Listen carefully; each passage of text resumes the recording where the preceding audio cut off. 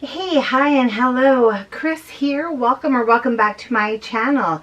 I do appreciate you guys stopping by. In today's case, we are going to talk about when a father does the unthinkable. This horrific story unfolded in 2008 in a small Austrian town of Amstetten. It shocked the world and has now inspired a US movie called The Girl in the Basement. But this true story of Elisabeth and her 6 children is more chilling than any fiction could ever be. Josef, which is pronounced Josef in Austria, but I'm just going to refer to him in this video as Josef, just to keep it simple. He was born on April 9th, 1935. He was an only child, and his mother raised him on her own when the father, her husband, left when he was just 4 years old. Now, according to some reports, Josef suffered from physical and verbal abuse from his mother throughout his entire childhood. At age 21, he married 17-year-old Rosemary. They lived in Amstetten, Austria, and would have a total of 7 children. In 1967, Josef broke into a home of a 24-year-old nurse and sexually assaulted her at knife point.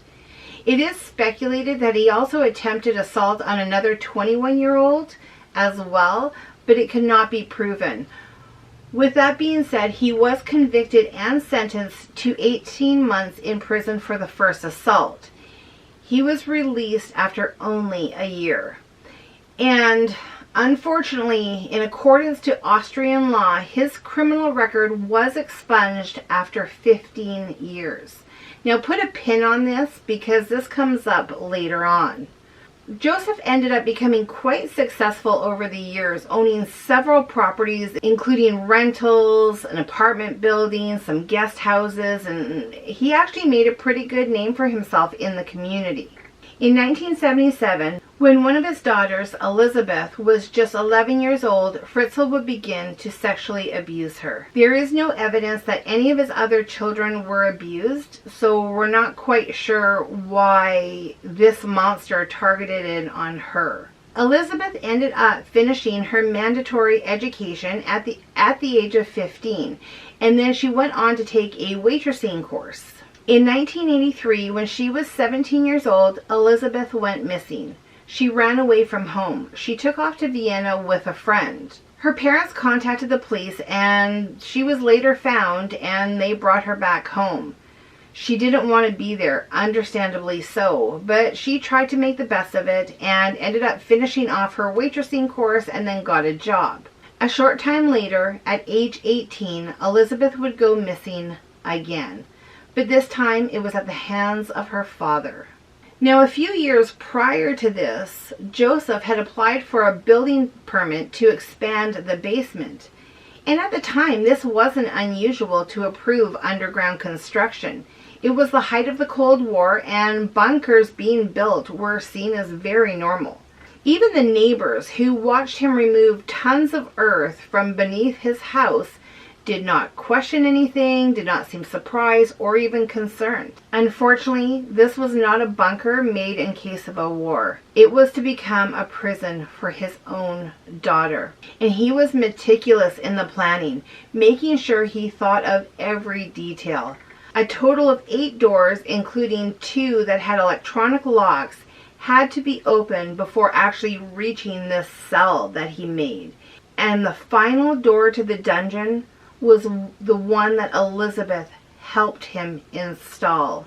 Josef told Elisabeth that he needed help to carry down a door, down into the basement. And although she really had no desire to help him with anything, she agreed. She even held the door in place in order for him to attach it to the frame. It was then when the unthinkable happened. Josef had a towel that was soaked in ether. He held it over her face until she was unconscious. He closed and locked the door, and now Elisabeth would be a prisoner in her own home. Josef had tied her up so she could actually only move about a half a meter on either side of this bed. The next day, he came down and assaulted her. And it didn't take long for her mother to file another missing persons report with the police. But because of the past incident with running away, the police really didn't take it that seriously. And to make matters worse, About a month later, Joseph actually started forcing Elisabeth to write letters, stating she no longer wanted to live there and she had moved away and was living with a friend. One letter even said that if they came looking for her, she would flee the country.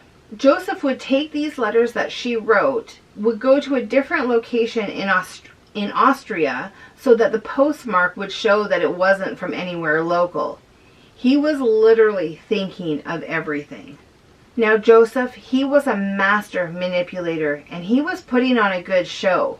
He told his wife, Rosemary, and even the police that he was convinced that she had joined a religious cult and that's who she was living with, because apparently she had talked about it in the past. And nobody suspected that she was literally just a few feet underneath them in the basement, locked up against her will. And it's disgusting to think that outside, right above where this prison was a beautiful garden. They even had a swimming pool. The family and guests would come over. They would be outside using this space, unaware that something horrific was happening right below them. 6 months later, Joseph removed the chains from Elisabeth. Now, according to court documents, it was because it was hindering his sexual activity.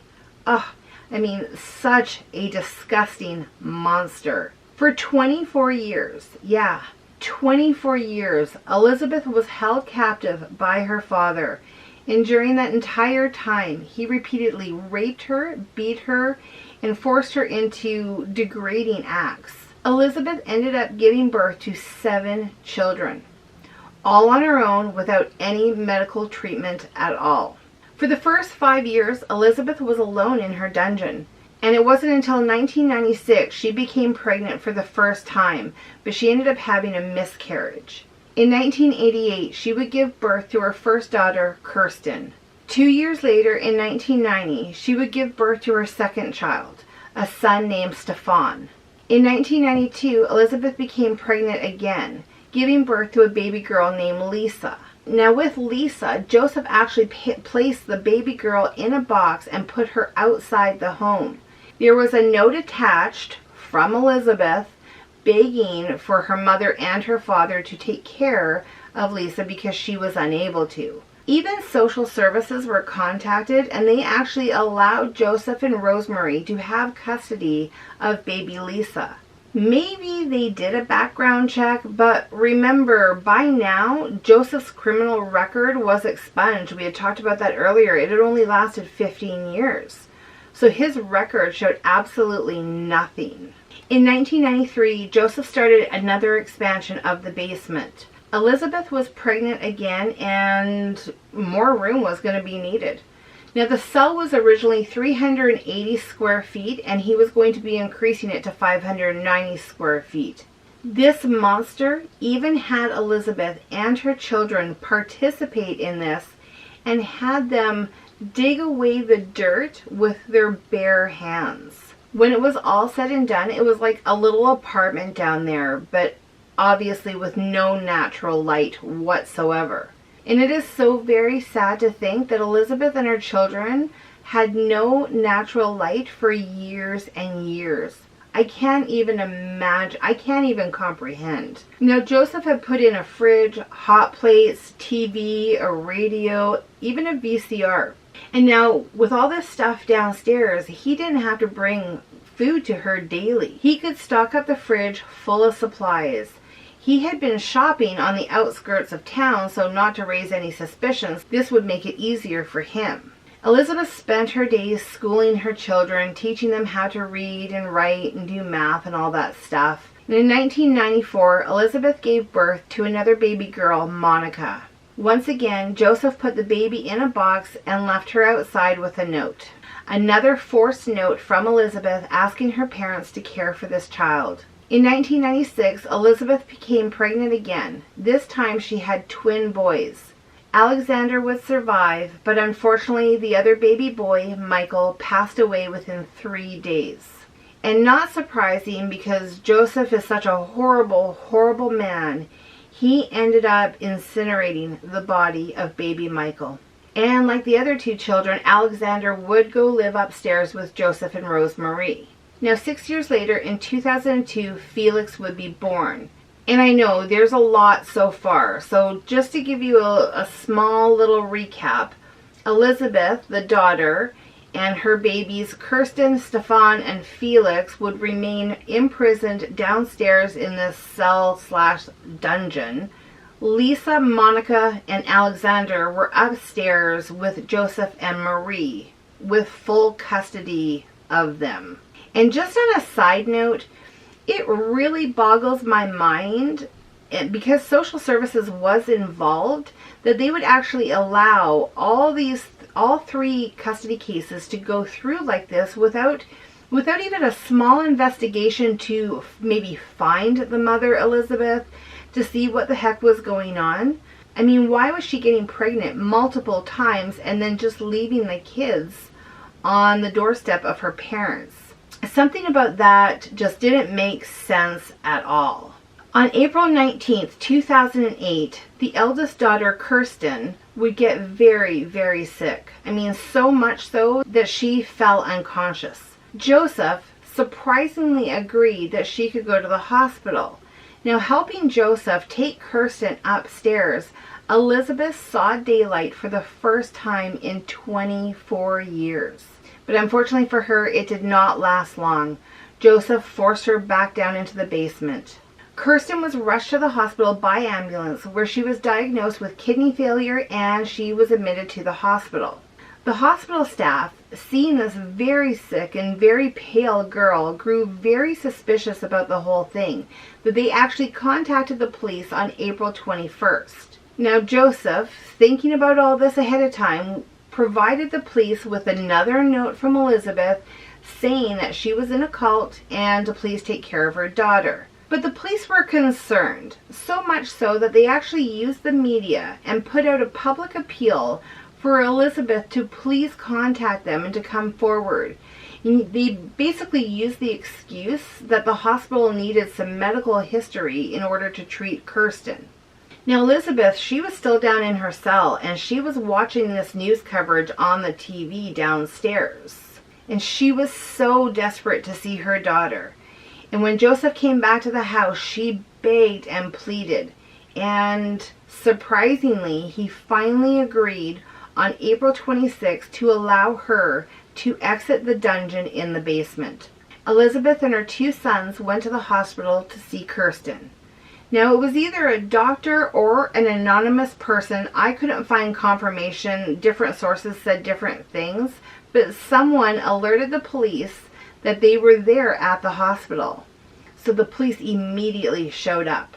Now, Joseph kept telling everybody that the cult had released her, and that's why Elisabeth was back around. But still suspicious, the police detained all of them and brought them in for questioning. The police were looking for answers, so they actually started threatening Elisabeth that she could be charged with neglect if she didn't start telling the truth and to start really talking about what happened. It was then that her story was finally revealed. But there was one condition: that she would talk. That she would never, ever have to see her father again. Now, Josef Fritzl was immediately arrested and charged on multiple counts. The trial began on May 16th, 2009. During the trial, which was probably one of the shortest ones in history, I mean, it only lasted 4 days. Joseph's lawyers made it seem like he was this great, loving father who only locked up his daughter in the basement to save her from a life of drugs and drinking and hanging out with the wrong people. Joseph would also go on to say that all the sexual activities were consensual. March 18th, 2 days into the trial, Joseph broke down. He approached the bench and pled guilty to all charges that included rape, incest, coercion, enslavement, false imprisonment, and negligent homicide of the baby boy Michael. Elisabeth's 11-hour recorded testimony stunned and shocked the jurors so much that a few of them had requested to just kind of watch it in segments. They couldn't watch and hear for long periods of time without taking breaks. It was just too much. On March 19, 2009, Josef Fritzl was sentenced to life in prison without the possibility of parole for 15 years. He later stated that he accepted his sentencing and would not appeal. After all this, Elisabeth and her 6 children, that included Kirsten, who actually, thank goodness, made a full recovery from her kidney failure, received ongoing medical care and started a journey of intense therapy for many, many years. The lawyer who represents Elisabeth and her family would later say that now, fortunately, everything is going very well for them. They have been given new identities and they spend their time answering hundreds of letters from all over the world. In June of 2013, workers began filling the basement of the Fritzl home with concrete. The house was sold in December of 2016, with the buyers kind of hinting that their intention was to convert it into apartments. In May 2017, Josef Fritzl changed his name to Josef Merhoff. Could not really confirm why he did that. Mark Perry, a British journalist who interviewed Fritzl in his cell, says that he actually shows no remorse for his crimes. The journalist recalls Joseph saying, "Just look into the cellars of other people. You might find families and girls down there." What kind of mentality is that? In April 2019, it was reported that Joseph's health was declining and that he did not want to live anymore. And according to an article in Time, in Elite Psychiatrist Report, Joseph said, quote, "I was born to rape and I held myself back for a relatively long time. It could have been a lot worse than locking up my daughter," end quote. What a sick, sick man. Anyway, I will have the link to the full story in the description box below if you want to read the entire article. After years and years of psychiatric help, Elisabeth did find love at the age of 52. It is reported that Elisabeth and her family are doing well. This one was heavy, and my heart breaks for what Elisabeth and her children had to go through. It was absolutely horrific what they had to go through. And I wish them all the best in the future. And that's all I have for today. Thank you guys so much for watching. Until next time.